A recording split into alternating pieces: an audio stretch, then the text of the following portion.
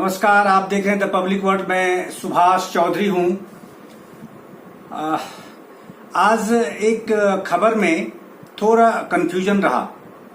और उस कंफ्यूजन को दूर करने के लिए मैं इस वीडियो को दोबारा बना रहा हूं और आप सबकी जानकारी की दृष्टि से, क्योंकि जनहित में अगर सही सूचनाएं जाए तो वो बेहतर है। और खासकर आज प्रदेश में जिस तरह की आकस्मिक परिस्थिति है उसमें किसी भी तरह की सूचना को प्रकाशित करने में या टेलीकास्ट करने में कोई अगर गलती होती है तो उसे तत्काल रेक्टिफाई भी किया जाना चाहिए। और आज मैं उसी दृष्टि से इस वीडियो को दोबारा बना रहा हूं, क्योंकि आज दिन में ही हमने एक खास खबर दी थी। डिस्ट्रिक्ट मॉनिटरिंग कमेटी जो समीक्षा समिति है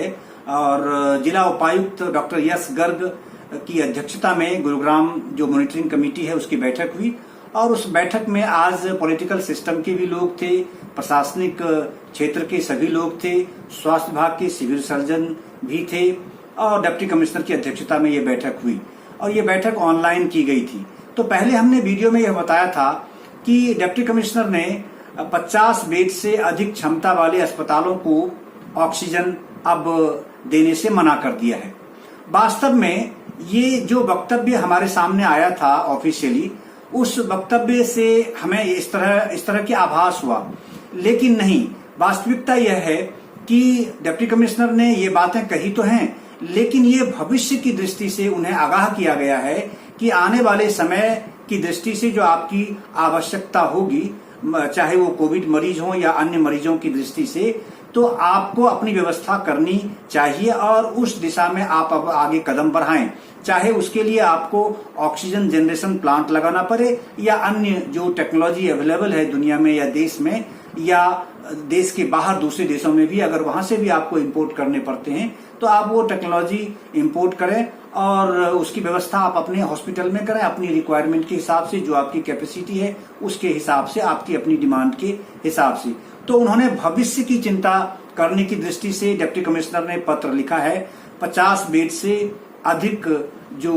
क्षमता वाले हॉस्पिटल्स हैं उनको। और वही बात उन्होंने आज ऑनलाइन जो आज मीटिंग हुई थी समीक्षा समिति की, मॉनिटरिंग कमेटी की, उसमें उन्होंने यही बातें कही हैं। पॉलिटिकल जितने रिप्रेजेंटेटिव थे, एमएलएस थे गुरुग्राम के, भाजपा सुधीर सिंगला जी, उसके बाद पटौदी के एमएलए थे और सोहना के एमएलए थे, कुछ उसमें जो स्थानीय निकाय हैं उनके सदस्य भी थे और जो गुरुग्राम के सांसद हैं, केंद्रीय मंत्री भी हैं रावनजीत सिंह, उनके रिप्रेजेंटेटिव भी जो उनके एपीएस हैं नरेश शर्मा, वो भी ऑनलाइन उस मीटिंग से जुड़े हुए थे। तो इसमें पॉलिटिकल लोगों से सुझाव भी लिया गया और जब हमने ये वीडियो बनाई, जब हमने खबर डाला तो जो प्रदेश के गृह मंत्री और स्वास्थ्य मंत्री अनिल विज जी ने भी इस वीडियो को देखा, इस खबर को देखा और उन्होंने अपना रिएक्शन दिया कि ये खबर गलत है। तो फिर हमारी जब उनसे बातचीत हुई, जब हमने व्हाट्सएप पे उनसे चैटिंग की कि ये जानकारी तो हमें ऑथराइज वे में डिप्टी कमिश्नर की ओर से जो बयान डीपीआरओ की ओर से दिए जाते हैं तो वो हमारे पास आए थे और उसके आधार पे हमने जो समझा उस चीज को हमने किया था। लेकिन अगर इसमें रेक्टिफिकेशन की आवश्यकता है तो हम तत्काल इसमें रेक्टिफिकेशन करेंगे और उसी दृष्टि से हम ये वीडियो दोबारा बना रहे हैं। और जो पहले वाली हमने खबर की वीडियो बनाई थी उसको हमने ब्लॉक कर दिया, उसे डिलीट कर दिया है सिस्टम से। तो इसीलिए अब उसके अगेंस्ट में ये खबर जा रही है, क्योंकि प्रदेश के गृह मंत्री ने इस चीज का रेक्टिफिकेशन किया है, उनके स्वास्थ्य मंत्री ने रेक्टिफिकेशन किया है कि ये चीज सही नहीं है। वास्तव में भविष्य के लिए ये बातें कही गई हैं कि आने वाले समय में आप अब अपनी तैयारी करें, क्योंकि अगर थर्ड वेव भी आनी है, जैसा कि एक्सपर्ट कह रहे हैं नेशनल लेवल पे और स्टेट लेवल पर भी, तो उस दृष्टि से संभव है मरीजों की संख्या, कोरोना संक्रमित मरीजों की संख्या काफी बढ़ सकती है। तो इसको लेकर के तैयारी भी उसी दिशा में हमारी होनी चाहिए और डिपेंडेंसी हर चीज के लिए सरकार पर नहीं होनी चाहिए। और खासकर इसके पीछे आशय भी अच्छा है, मुझे लगता है कि पब्लिक इंटरेस्ट की दृष्टि से ये प्रशासन का सही कदम भी है। हालांकि बहुत पहले इस दिशा में कदम उठाया जाना चाहिए, लेकिन कोई बात नहीं, देर आयत दुरुस्त आयत शिकायत की बात है। तो इसमें अगर प्रशासन ने अब उनको आगाह किया है कि अब भी समय आपके पास है और आप अपनी जो आपके रिसोर्सेस हैं उस हिसाब से आप अपना जनरेशन ऑक्सीजन की व्यवस्था आप स्वयं करें, यानी ऑक्सीजन जनरेशन जो प्लांट लगाने की व्यवस्था होती है, चाहे लिक्विड से दृष्टि से हो, चाहे आप तात्कालिक दृष्टि से कंसंट्रेटर, ऑक्सीजन कंसंट्रेटर मंगाकर करें, या जैसे भी वो व्यवस्था उन पर छोड़ा गया है। क्योंकि 50 बेड से अधिक के बहुत हॉस्पिटल्स हैं, खासकर अगर गुरुग्राम की बात की जाए तो कई हॉस्पिटल्स हैं। तो इसीलिए सरकार के तंत्र पर काफी दबाव पड़ रहा है और आम जन की भी आवश्यकता है। होम आइसोलेशन में भी बड़े पैमाने पर जो कोरोना संक्रमित मरीज हैं उनके लिए भी ऑक्सीजन की बड़ी आवश्यकता है। तो ऐसे में प्रशासन के पास बहुत कठिनाई की स्थिति होती है इस सिचुएशन को कोप अप करना और सबको आपूर्ति देना, क्योंकि जब उत्पादन, गैस का उत्पादन, ऑक्सीजन का उत्पादन ही सीमित है और इस प्रकार की आशंका नहीं थी कि इतने बड़े पैमाने पर संक्रमण हो सकता है और अचानक इस तरह का हो सकता है और उसमें भी ऑक्सीजन की आवश्यकता इतनी ज्यादा हो सकती है। तो इसीलिए वो हालात नहीं बने थे। तो अब जब स्थिति बनी है तो उसके अनुरूप फिर देश जिस तरह से समय के अनुसार आवश्यकताएं दिखती हैं, डिमांड आती हैं और सिचुएशंस क्रिएट होती हैं, उसके लेवल पे प्रशासन अपना निर्णय लेते हैं और प्रदेश सरकार गृह विभाग से या स्वास्थ्य विभाग से या मुख्यमंत्री मनोहर लाल जी की ओर से जो निर्देश आते हैं या जो डिजास्टर मैनेजमेंट कमेटी है प्रदेश की, जिसके अध्यक्ष चीफ सेक्रेटरी विजय वर्धन जी हैं, उनकी ओर से भी समय समय पे निर्देश आता है। उसके अनुरूप जिला प्रशासन अपने जो तरीके हैं उसमें बदलाव करता है, उसकी व्यवस्था में बदलाव वो करता है। तो उसी दिशा में आज जो मॉनिटरिंग कमेटी की बैठक हुई डिस्ट्रिक्ट लेवल की, उसमें ये निर्णय लिया गया और डिप्टी कमिश्नर ने ही ये जानकारी सभी पॉलिटिशियंस को दी, सभी रिप्रेजेंटेटिव को दी कि ये व्यवस्था हमने की है और किस तरह से ऑक्सीजन का मैनेजमेंट, ऑक्सीजन सप्लाई का मैनेजमेंट संभव होगा और आने वाले समय में कैसे कर रहे हैं, उसको लेकर के उन्होंने काफी चीजों को क्लियर किया। उन्होंने कोविड-19 की स्थिति, बेहतर बेड प्रबंधन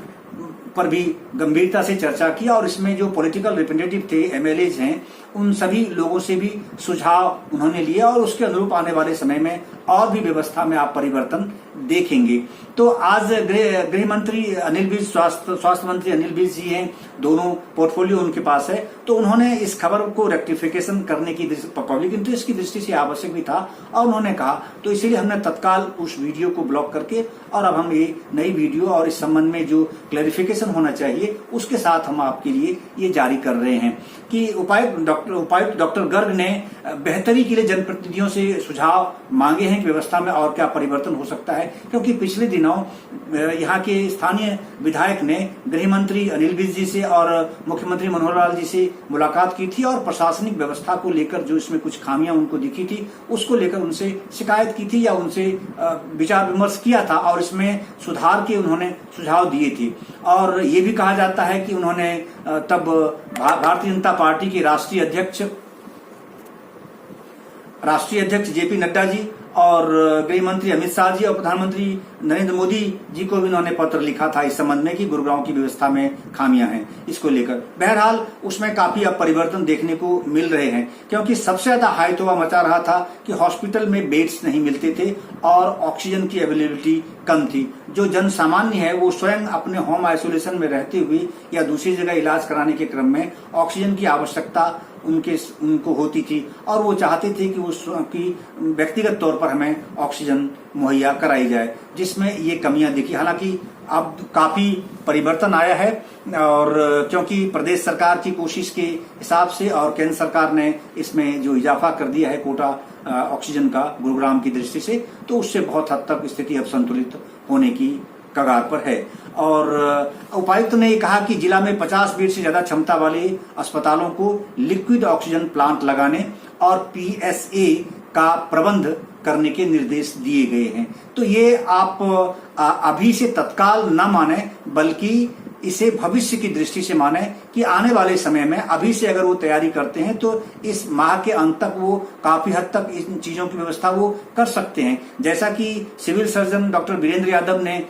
मीटिंग में बताया कि जैसे सोहना है और पटौदी है, सरकारी हॉस्पिटल्स हैं, या फिर गुरुग्राम सिविल हॉस्पिटल्स है, यहाँ भी प्लांट लगाए जा रहे हैं। और उनमें से उन्होंने जानकारी दी है कि सोहना में तो प्लांट इंस्टॉलेशन का काम भी शुरू हो गया है, और उन्होंने कहा कि इस माह के अंत तक वहां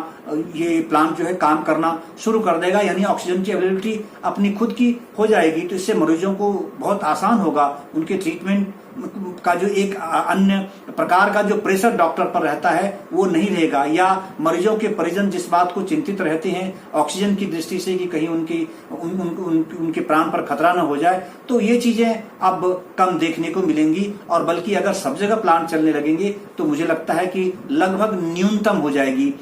ये स्थिति और ये परेशानी जो है। तो बैठक में उपायुक्त ने बताया कि ऑक्सीजन आपूर्ति बढ़ाने के लिए निरंतर प्रयास जारी है। उन्होंने कहा कि भविष्य की दृष्टि से अब हम काफी बदलाव कर रहे हैं पॉलिसी में, और आने वाले समय में इसमें लगभग 2000 के आसपास बेड्स भी अवेलेबल होंगे, जो अस्थायी हॉस्पिटल्स में अलग अलग जगह पे कॉर्पोरेट सेक्टर के लोग मिलकर कर रहे हैं। कुछ गवर्नमेंट ऑफ इंडिया से भी सपोर्ट मिल रहा है, जैसे एयरफोर्स की ओर से भी सपोर्ट मिल रहा है, और कुछ यहाँ जो व्यवसायी हैं, बिजनेसमैन हैं, बड़े जो लोग हैं, बड़े इंडस्ट्रिस्ट हैं, वो भी अलग अलग तरीके से इसमें सपोर्ट कर रहे हैं। और उन्होंने कहा कि जो हॉस्पिटल्स को कहा गया है कि चाहे वो ऑक्सीजन प्लांट लगाएं या फिर पीएसए की व्यवस्था करें, इसके लिए जो प्रशासनिक रिक्वायरमेंट होती है, जो आवश्यकता होती है, जो उसमें लीगल फ्रेमिंग होती है या फिर जो उनको अनुमति देने की बात होती है, वो स्वाभाविक है, पब्लिक इंटरेस्ट में बहुत द्रुत गति से होनी है। डॉक्टर गर्ग ने बताया कि फिलहाल गुरुग्राम में 6 ऑक्सीजन प्लांट लगाने की योजना बनाई गई है। इसके अलावा जिला प्रशासन के CSR के तहत भी ऑक्सीजन प्लांट लगवाने के लिए प्रयासरत है। जब तक ये प्लांट चालू हों तब तक जिला प्रशासन ऑक्सीजन की मात्रा बढ़ाने के लिए ऑक्सीजन कंसंट्रेटर का प्रबंध कर रहा है। और डिप्टी कमिश्नर ने मीटिंग में यह भी बताया था कि लगभग 50 ऑक्सीजन कंसंट्रेटर मिल चुके हैं, और अगले एक सप्ताह में 7 से 8 दिनों के अंदर अब गुरुग्राम को 300 कंसंट्रेटर और मिल जाएंगे। तो इससे बहुत हद तक जो अभी आवश्यकता दिख रही है वो संतुलित हो जाएगी। बैठक में civil surgeon doctor Virendra Yadav भी मौजूद थे। उन्होंने कहा कि गुरुग्राम के नागरिक अस्पताल में पीएसए आधारित 1000 LPM ऑक्सीजन प्लांट लगाया जाएगा। उसकी तैयारी शुरू हो चुकी है। इसके अलावा उपमंडल अस्पताल सोहना और पटौदी में भी पीएसए आधारित 200 LPM क्षमता के प्लांट लगाए जाएंगे, और इनमें से सोहना में काम शुरू हो चुका है। ये ऑक्सीजन प्लांट HLL इंफ्राटेक द्वारा लगाए जाएंगे, उनके सहयोग से हैं। डॉक्टर यादव ने कहा कि ये तीनों ऑक्सीजन प्लांट इस महीने के आखिर तक फंक्शन करने लगेंगे, ये उम्मीद उन्होंने जताई है। स्वाभाविक है, पब्लिक इंटरेस्ट में ये करना भी है, और अल्टीमेटली जनता तो प्रशासन और स्वास्थ्य विभाग के जो अधिकारी हैं, जो डॉक्टर्स हैं या स्वास्थ्य कर्मी हैं, उन सब पर निर्भर करता है। और जिस तरह की इमरजेंसी लाइक सिचुएशन है, आकस्मिक परिस्थिति है, उस परिस्थिति में सबको मिलकर काम करना होता है, और गति तो द्रुत रखनी ही पड़ेगी। ये अब उन्होंने डॉक्टर गर्ग ने कहा कि गुरुग्राम में स्थित छोटे अस्पतालों को ऑक्सीजन सप्लाई की दिशा में पिछले 2-3 दिनों में काफी बदलाव किए गए हैं। इसको लेकर के बहुत हायतोबा मचाया जाता था। कल प्रदेश के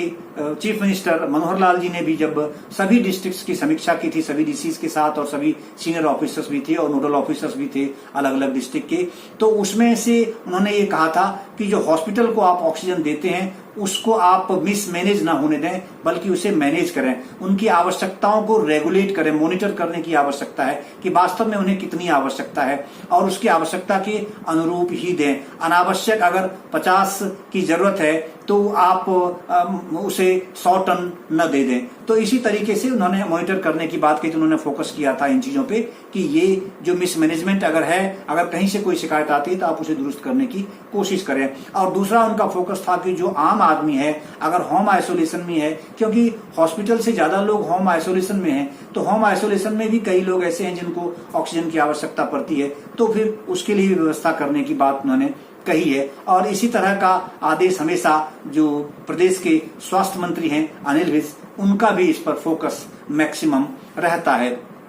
उन्होंने कहा कि कुछ अस्पताल तो ऐसे हैं जो कोविड के इलाज के लिए जिला प्रशासन के साथ पंजीकृत ही नहीं है। ये लगातार ये शिकायत है, ये प्रशासन, हमने पहले भी अपनी खबरों में भी इन चीजों को उठाया था कि आखिर प्राइवेट हॉस्पिटल्स को क्या प्रॉब्लम है, क्यों नहीं अपने डाटाज को, अपनी जो स्थिति उनके यहाँ है, जो बेड्स अवेलेबिलिटी है या कितने मरीज उनके यहाँ भर्ती हुए हैं, वो आईसीयू में हैं या केवल सामान्य बेड पर हैं या फिर बेड विथ ऑक्सीजन उस पर वो भर्ती हैं, किस स्थिति में है और उनको अगले 12 घंटे की दृष्टि से कितने ऑक्सीजन चाहिए, क्या उनकी डिमांड है, वो आखिर covidharyana.in जो वेबसाइट है गवर्नमेंट ऑफ हरियाणा की, शुरू दिन से ये उन्होंने लॉन्च किया है, उस पर क्यों नहीं अपडेट करते हैं। आखिर जिला प्रशासन किस आधार पे उसके डिमांड को का आकलन करे और अनावश्यक आधे घंटे में 1 घंटे में हॉस्पिटल्स मैनेजमेंट की ओर से दबाव बनाया जाता है, ट्वीट किया जाता है, इस तरह के अंतर्गल तथ्य सामने रखे जाते हैं और जो मरीजों के परिजन हैं उसे उभारा जाता है, उसे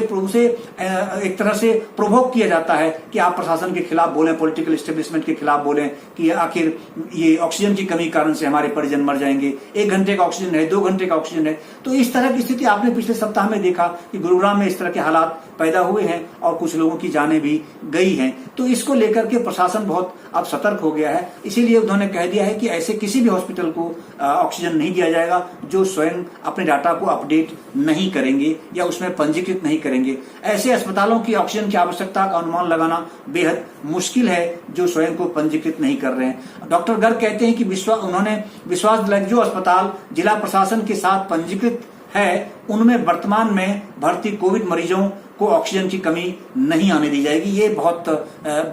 सही और बहुत आवश्यक जानकारी है सभी लोगों के लिए कि ये है कि उन्होंने ये कहा है कि किसी भी जो हॉस्पिटल हैं जो स्वास्थ्य विभाग के साथ पंजीकृत हैं उनके मरीजों को, जो मरीज वहां भर्ती हैं प्राइवेट हॉस्पिटलों में, उनको ऑक्सीजन की कमी किसी भी सूरत में नहीं आने दी जाएगी। तो इससे ये चीजें और क्लेरिफाई होती हैं जो कि अभी हमारी थोड़ी देर पहले प्रदेश के गृह और स्वास्थ्य मंत्री अनिल विज जी से जो व्हाट्सएप पे हमारी चैटिंग हुई तो उन्होंने जिस चीज को रेक्टिफाई किया और कहा कि ये पहले वाली जो सूचना थी वो हमारी गलत थी या उसमें कमियां थी, तो वो उन्होंने दुरुस्त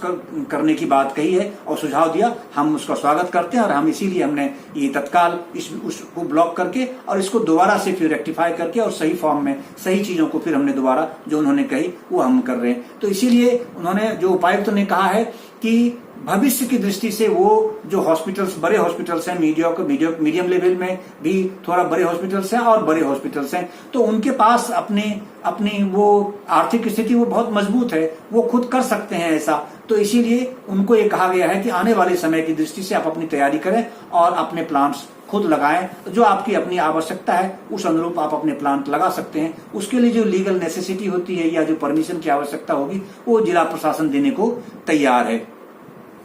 ये बात ऑक्सीजन से संबंधित रही। आगे डिप्टी कमिश्नर ने मीटिंग में ये कहा कि जो इंजेक्शन रेमेडी शिविर है या टॉसिलीजुमैब की आपूर्ति है उसमें उपायुक्त ने बताया कि राज्य सरकार ने निर्णय लिया है कि हर जिला का रेमेडी शिविर इंजेक्शन का कोटा जारी करेगी, सरकार जारी करेगी किस जिले की कितना इंजेक्शन। और क्योंकि स्वाभाविक है जब आप ऑक्सीजन जैसी जो चीजें हैं उसके डिमांड का आकलन आप कर सकते हैं, तो इस इंजेक्शन का डिमांड तो ये तो डे टू डे की हालात की दृष्टि से डॉक्टर्स डिसाइड करते हैं किसको इंजेक्शन पड़ सकते हैं, किसी को नहीं लगाए जाने की आवश्यकता है। तो ऐसे में उसके हिसाब से, उनकी डिमांड के हिसाब से इसका आकलन करना निश्चित रूप से आसान होगा और सरकार ने अब निश्चित रूप से ये स्वागत योग्य कदम उठाया है, ये सिस्टम ठीक किया है। इन चीजों को जो सिस्टमेटाइज करने की कोशिश की है ये बिल्कुल सही है। और जैसा कि अनिल विज जी ने पहले भी इस चीज को लेकर के अपना बयान दिया था कि उन्होंने कहा था कि जो सेंटर है एक जगह से ये इंजेक्शन दिए जाते हैं सप्लाई सेंटर से, और उस सेंटर पर ही ड्रग डिपार्टमेंट के जो कंट्रोलर हैं या इंस्पेक्टर हैं और दूसरे खाद्य आपूर्ति विभाग के भी अधिकारी हैं उनको उस पर तैनात किया गया है और वो हर रेमडेसिविर इंजेक्शन की मूवमेंट पर उनकी नजर होती है। प्रिस्क्रिप्शन के साथ दिए जाते हैं, अनऑथराइज व्यक्ति को नहीं दिए जा सकते हैं। और इसमें जो कालाबाजारी करने वाले कुछ लोग थे उनको पकड़े भी गए थे, गिरफ्तारी भी हुई थी और मैंने इस खबर को आपके लिए पब्लिश भी किया था, इसकी जानकारी हमने पहले भी आपको दी थी। तो ये दोनों इंजेक्शन रेमडेसिविर और टॉसिलीजुमैब की आपूर्ति की दृष्टि से हरियाणा सरकार हर जिले का कोटा तय करेगी और उसके हिसाब से देगी और स्वाभाविक है उसका आकलन डॉक्टर्स की रिक्वायरमेंट की दृष्टि से होगा, जिसका मरीजों की संख्या के हिसाब से सिविल सर्जन द्वारा अस्पतालों को वितरण किया जाएगा। जिस अस्पतालों में जितने मरीज भर्ती हैं और उनके हालात, उनके कंडीशन को देखते हुए जो रिक्वायरमेंट होगी उसके हिसाब से सिविल सर्जन इसमें निर्णय लेने को अधिकृत होंगे। इसी तरह इंजेक्शन टॉसिलीजुमैब है, इसको लेकर के डिप्टी कमिश्नर ने जानकारी दी कि PGIMS रोहतक के वरिष्ठ चिकित्सक डॉक्टर ध्रुव चौधरी की अध्यक्षता में 3 सदस्यीय समिति का गठन किया गया है। यह समिति मरीज का प्रिस्क्रिप्शन देखने के बाद इंजेक्शन जारी करेगी, जो PGIMS रोहतक से ही आएगा। ये इंजेक्शन प्राइवेट स्टॉकिस्ट के पास नहीं मिलेंगे। साफ शब्दों में किसी प्राइवेट केमिस्ट के पास आपको नहीं मिलेंगे, स्टॉकिस्ट के पास नहीं मिलेंगे। ये सरकार के नियंत्रण में रहेंगे और ये बेहतर निर्णय है निश्चित रूप से, जिससे कि कालाबाजारी पर भी रोक लगेगी और इसके दुरुपयोग को भी रोका जा सकेगा, इसे मिनिमाइज किया जा सकेगा। हालांकि पिछले दिनों गुरुग्राम में कुछ लोग पकड़े गए थे, उनमें से ये जानकारी आई थी, पुलिस ने जब उनसे पूछताछ की तो पता चला कि उसमें कुछ डॉक्टर थे या कुछ स्वास्थ्य कर्मी थे, वो किसी हॉस्पिटल से ही, क्योंकि वहां डॉक्टर मंगाते थे रेमडेसिविर इंजेक्शन लगवाने के लिए और वो इंजेक्शन उन्हें रोगी को न लगाकर वो फिर दूसरे रास्ते से बाहर इनके हाथ में दे दिए जाते थे और रोगी को बता दिया जाता था कि आपको इंजेक्शन लगा दिया गया उनके परिजन को। क्योंकि कोविड जो पेशेंट हैं उनको देखने के लिए उनके परिजन या उनके अटेंडेंट वहां होते नहीं है, पूरी तरह स्वास्थ्य कर्मी, गैर स्वास्थ्य कर्मी और जो सहयोगी हॉस्पिटल्स में होते हैं या फिर डॉक्टर्स पे ही डिपेंड वो रहते हैं। तो ऐसे में ये सारी की सारी अकाउंटेबिलिटी उन्हीं की बनती है। तो वहां से इस प्रकार के इंजेक्शन बाहर निकल के चले जाते थे और मार्केट में ब्लैक में बिकते थे, जो गुरुग्राम पुलिस ने उनको धर दबोचा है और इंजेक्शन भी बरामद हुए हैं, उनसे पैसे भी बरामद हुए हैं। अब उनसे पूछताछ जारी है। अब उन्होंने बताया है, डिप्टी कमिश्नर ने आज मीटिंग में बहुत विस्तार से कुछ जानकारी, जो पब्लिक इंटरेस्ट को लेकर के बहुत इशूज इस तरह के उठते रहे हैं। उन्होंने कहा कि एम्बुलेंस जो संचालक हैं वो हमेशा पिछले दिनों से, काफी दिनों से इस तरह की बातें आती थी कि मनमाना पैसे वसूलते हैं। 2 किलोमीटर, 3 किलोमीटर या 10 किलोमीटर भी जाना हो तो 10,000, 20,000, 30,000 इस तरह की बातें आती थी। देश की राजधानी दिल्ली से भी इस तरह की शिकायतें बहुत आती रही है और उसी तरह के चलन यहाँ गुरुग्राम में चल गए थे। तो इन चीजों पर अंकुश लगाने के लिए डिप्टी कमिश्नर ने आदेश जारी किया है और उन्होंने ट्रांसपोर्ट कमिश्नर को भी चिट्ठी स्टेट गवर्नमेंट से भी लिखी गई है और यहाँ के भी जो हैं उनको भी, ट्रांसपोर्ट डिपार्टमेंट के अधिकारी, उनको भी लिखा गया है कि ऐसे लोगों पर अंकुश लगाना है। और डिप्टी कमिश्नर ने आज तो पूरा अपना अधिकार का उपयोग करते हुए 3 श्रेणी बना दी है किलोमीटर वाइज करके, 2 से 5, 5 से 7 इस तरह से और 7 से अधिक इस तरह के किलोमीटर का, और रेट उन्होंने फिक्स कर दिया है कि इतना ही रेट होगा प्लस कुछ अमाउंट उसके साथ और उन्होंने उनके लिए जोड़ा है। इससे ज्यादा वो नहीं चार्ज कर सकते। अगर वो चार्ज करते हैं एम्बुलेंस का इससे ज्यादा, रेट से ज्यादा, तो फिर उसके लिए उन्होंने हेल्पलाइन नंबर, मोबाइल नंबर भी जारी किया है। उस पर आप कंप्लेन कर सकते हैं और उसके खिलाफ सख्त कार्रवाई हो सकती है, मामला दर्ज हो सकता है। यहाँ तक कि एम्बुलेंस चालक के खिलाफ, उसके हेल्पर के खिलाफ, उसके मालिक के खिलाफ भी मामला दर्ज हो सकता है। इसीलिए ओवर चार्जिंग की शिकायत अगर आती है तो उस पर सख्त कार्रवाई होगी। बेड की उपलब्धता के बारे में उपायुक्त डॉक्टर गर्ग ने बताया था कि जिला में अस्थायी अस्पताल बनाए जा रहे हैं, जिनमें अगले लगभग 1 सप्ताह में 400 बेड की व्यवस्था होने की संभावना है, ये उन्होंने कहा। उन्होंने बताया कि ताऊ देवीलाल स्टेडियम में 100 बेड की व्यवस्था हो सकती है, बहुत जल्दी होगी, क्योंकि उसमें मेदांता अस्पताल उसके आसपास नजदीक पड़ता है, वो वहां से ज्यादा आसानी से उसे मॉनिटर कर पाएंगे। तो इसलिए देवीलाल देखरेख या उसकी जो मॉनिटरिंग होगी, मेडिकल मॉनिटरिंग, वो मेदांता अस्पताल के पास रहेगी। इसी तरह से हीरो मोटोकॉर्प के सहयोग से सेक्टर 27 में 100 बेड के अलावा भारतीय वायुसेना और M3M मिलकर 150 बेड की व्यवस्था करने जा रहे हैं और DLF जो बड़े व्यवसायी हैं उनकी ओर से भी 50 बेड का अस्थायी अस्पताल बनाया जा रहा है। ये सब चीजें थोड़ी तेज गति से होनी चाहिए और मुझे लगता है कि प्रशासन अब सतर्क है और तभी इस दिशा में काम आगे बढ़ रहा है, क्योंकि राज्य सरकार, मुख्यमंत्री, गृह मंत्री और स्वास्थ्य मंत्री स्वयं इस चीज को मॉनिटर कर रहे हैं और प्रशासन निश्चित रूप से अब इसमें अपनी गति दिखाएगा। जैसे जिला में होम आइसोलेशन की बात की गई है, होम आइसोलेशन में रह रहे मरीजों के लिए ऑक्सीजन की आवश्यकता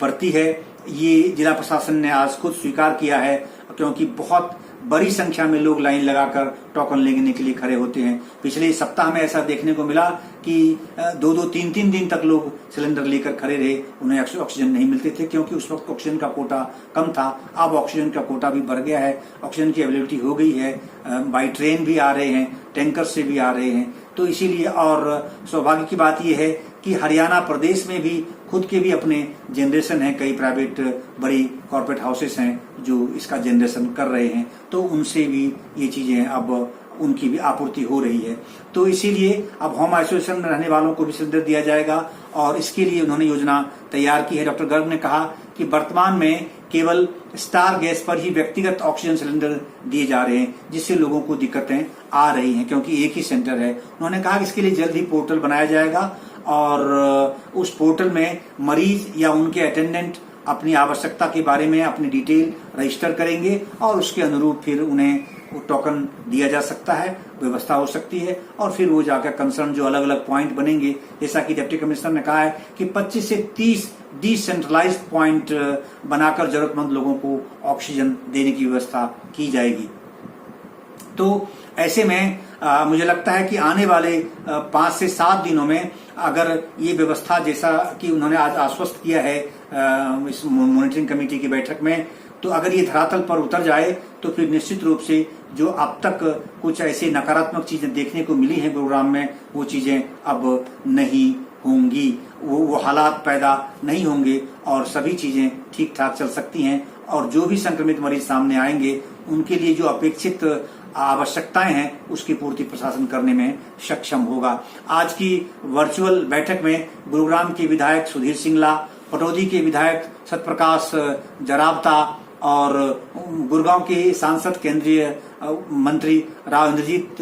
सिंह के प्रतिनिधि के तौर पर उनके निजी सचिव एपीएस नरेश शर्मा, निवर्तमान जिला परिषद अध्यक्ष कल्याण सिंह चौहान, अतिरिक्त उपायुक्त प्रशांत पवार, जिला विधिक सेवाएं प्राधिकरण की सचिव chief judicial magistrate Lalita Patwardhan, नगराधीश Siddharth Dahiya, civil surgeon doctor Virendra Yadav और जिला सूचना विज्ञान अधिकारी लक्ष्मी नारायण गोयल और जिला लोक संपर्क अधिकारी और उप निदेशक जो लोक संपर्क विभाग के हैं आर एस संगवान, वो भी इस बैठक में ऑनलाइन माध्यम से जुड़े हुए थे। एक बार मैं पुनः इस चीज को क्लेरिफाई कर दूं कि जो ऑक्सीजन की दृष्टि से प्राइवेट हॉस्पिटल्स को डिप्टी कमिश्नर ने पत्र लिखा है वो भविष्य की दृष्टि से है, ऐसा प्रदेश के गृह एवं स्वास्थ्य मंत्री अनिल विज का कहना है और उन्हें ये वार्निंग दी गई है एक तरह से कि आप आने वाले समय की दृष्टि से अपनी तैयारी करें और आप सरकार की आपूर्ति पर निर्भर न रहें, और क्योंकि आपके पास संसाधन है, आप ये व्यवस्था कर सकते हैं, इसलिए आप अपने कैंपस में ही या तो ऑक्सीजन जनरेशन का प्लांट लगाएं या फिर जो अन्य दूसरी टेक्नोलॉजी अवेलेबल है उससे आप अपनी आपूर्ति की आवश्यकता की पूर्ति आप करें। तो ये रही आज की खास बात, इसीलिए आज हमें ये इस खबर से संबंधित वीडियो को दोबारा बनाने की आवश्यकता हुई क्योंकि गृह मंत्री अनिल विज से जो हमारी व्हाट्सएप पे चैट हुई, उन्होंने हमारे इस वीडियो को खबर को देखा और उसके बाद उन्होंने जो अपने रिएक्शन दिए तो उसके आधार पर फिर हमने इस वीडियो को रेक्टिफाई किया, संशोधित किया और फिर नए फॉर्म में हम आपके सामने आपकी जानकारी के लिए रख रहे हैं। तो इस वीडियो को मुझे उम्मीद है देखकर आपकी सूचना जो समृद्ध होगी, आपको के लिए यह लाभकारी साबित होगी और जनहित में यह बेहद लाभप्रद साबित होगा। मुझे उम्मीद है कि यह वीडियो आपके लिए बेहद सूचनापरक है। आपका बहुत बहुत धन्यवाद और हमारे इस चैनल को सब्सक्राइब करना न भूलें। अधिक से अधिक इस वीडियो को आप शेयर करें और लाइक करें और अपना कमेंट भी दें। साथ ही साथ कुछ अलग प्रकार की अगर इन्फॉर्मेशन आप आज की आकस्मिक परिस्थिति में चाहते हैं तो आप हमें कमेंट बॉक्स में लिखना न भूलें। हम उसके अनुरूप आपको वो सूचना पहुंचाने की कोशिश करेंगे क्योंकि हमारी कोशिश हमेशा ऐसी रहती है कि सरकारी तंत्र यानी सरकार के द्वारा जो नीतिगत फैसले लिए जाते हैं प्रदेश स्तर पर या नेशनल लेवल पर जो फैसले लिए जाते हैं, हम उसको उसी रूप में सामने रखें जो वास्तविक उसका स्वरूप है, जो उसके वास्तविक उसके पीछे का आशय है, जिससे जनता को इसका लाभ मिल सके। आपका बहुत बहुत धन्यवाद, बहुत बहुत धन्यवाद।